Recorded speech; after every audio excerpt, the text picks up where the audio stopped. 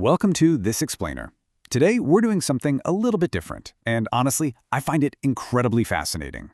We're going to take a super ubiquitous piece of everyday media, a standard A to Z children's phonics transcript, and just rigorously deconstruct it. We're not looking at this as some simple nursery rhyme. Nope, we're treating it like a meticulously engineered linguistic data set.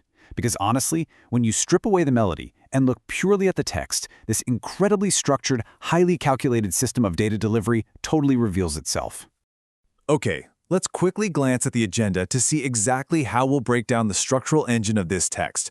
We're going to start with the alphabet as raw data, then move into the dual word formula driving the rhythm, categorize the vocabulary, uncover a massive anomaly hiding at the letter X, and finally, wrap up with the ultimate mnemonic takeaway.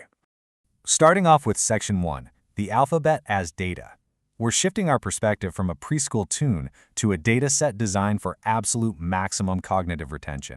So the crucial point to get here is that this framework relies on exactly 52 carefully selected data points. Right? It's not just 26 letters. We're talking about 2 distinct words for every single letter of the alphabet, from apple and ant all the way down to zoo and zebra. This doubling effect is entirely intentional. In data terms, this kind of redundancy isn't a bug, it's a feature. It's literally meant to guarantee that the target audience, early learners in this case, successfully processes and stores the information. Moving right along to Section 2, the dual word formula. Let's take a look at the structural engine powering this whole thing and see exactly how the data is packaged. This perfectly symmetrical line establishes our baseline formula. Just look at the structure for a second. We've got the repetition of the target letter, followed by a primary noun, the target letter popped in there again, and then a secondary noun. H for hand, H for hat. It is a perfectly balanced equation. The learner is never just handed a variable without an immediate, super concrete anchor to attach it to. Now, what's actually really interesting about this is how the syntactic rhythm subtly varies.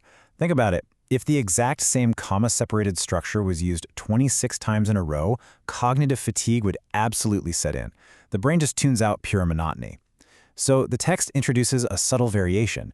It breaks up that rigid comma structure with the conjunction and.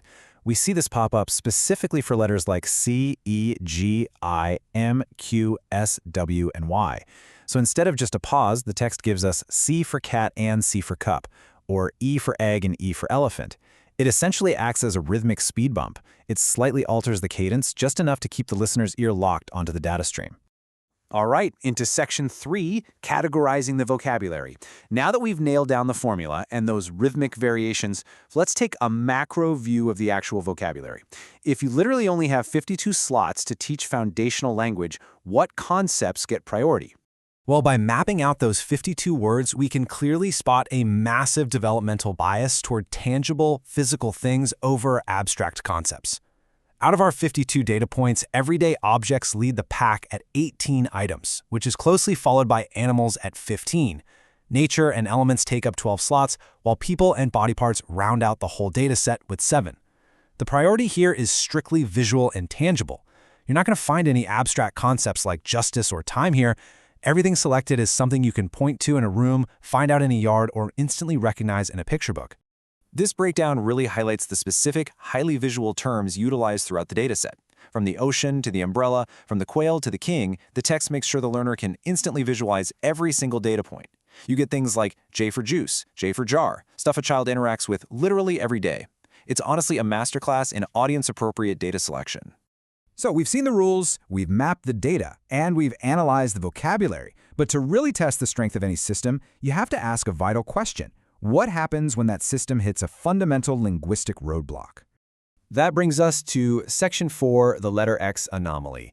We're going to look at a major phonetic shift, which is really the absolute climax of our structural analysis today.